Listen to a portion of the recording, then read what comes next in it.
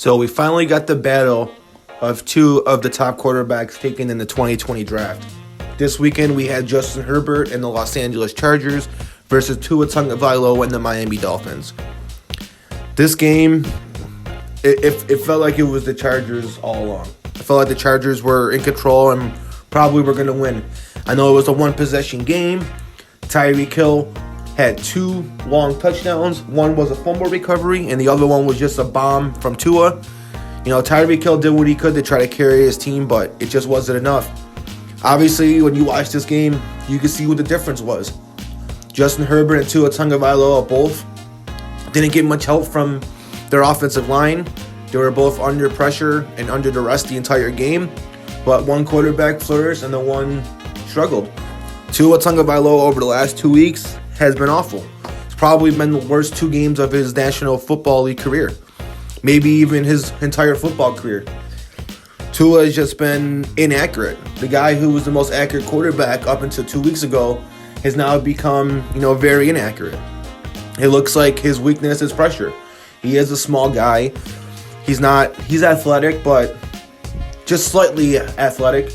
For a quarterback, he's slightly above average, but he's not like a Lamar Jackson or a Josh Allen to where he's going to carry you with his legs. He's not. He's all about precision and timing, and when that timing's off, you see what happens.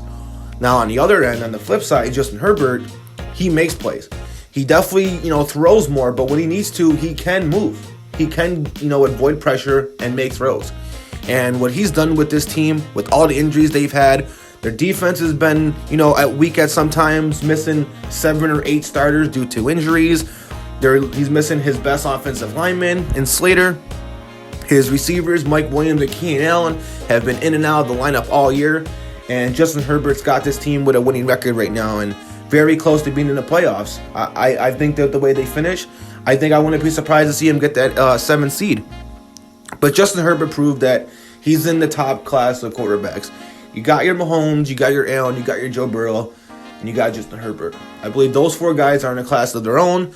Then after that, then you could talk about Jalen Hurts, Lamar Jackson, Deshaun Watson, guys like that. But for now, you got the top 4. The way Tua was playing before these last 2 weeks, he was looking like an MVP candidate. He was right up there with Jalen Hurts and Josh Allen and Mahomes for the MVP.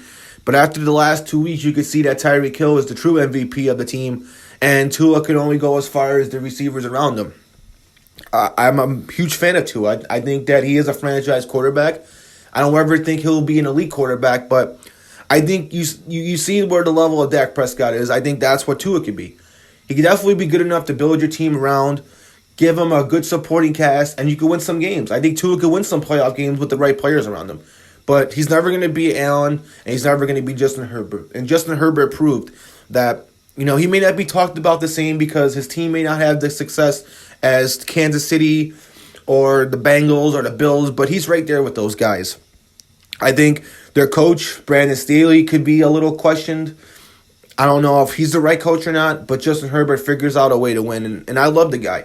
The guy's 6'6", he's mobile, he's got a cannon of an arm, he's smart, he's accurate, he's got the most passing yards, he's probably going to end up with the most passing touchdowns for a quarterback in his first 3 years.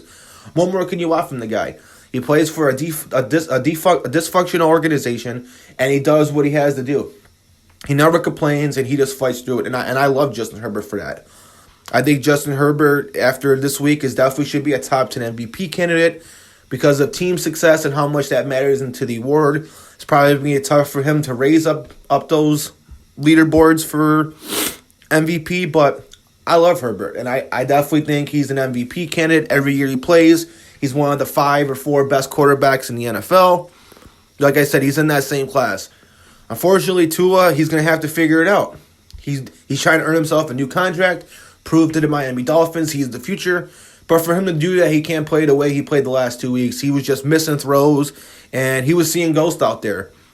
I believe, he's still a young quarterback. I know this is his 3rd season, but he's still, trying to learn the game. He's only 24 years old. He's not even the average quarterback age. So you give him time. I believe that his next growth, the next step would be proving that he could play under pressure and deal with being hit a few times and still be able to stay in that pocket, not see ghosts and be able to make those accurate passes, even when the game's not going your way. The game's not always going to be perfect. You're going to have some sloppy games where your offensive line's not going to block well, or you're going to get hit, or your receivers are going to run wrong routes. But what makes the best quarterbacks great is they can fight through that, and they always find the light at the end of the tunnel, and that's what Tua's going to have to do. Justin Herbert showed it what you could do. He was under duress all game long, and he still had a spectacular game and put his team in position to win. So that's what Tua's going to have to prove, and we shall see. He's built more for a warm weather quarterback with the smaller stature and the just slightly above average athleticism.